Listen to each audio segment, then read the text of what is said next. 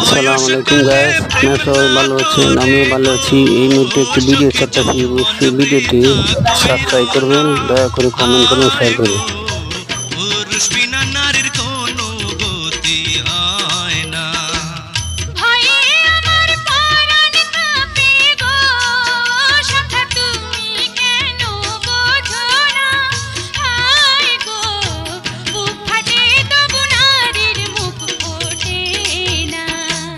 তোমার কথায় আরাম পাইলাম গো সখী, আমার কথা শোনো।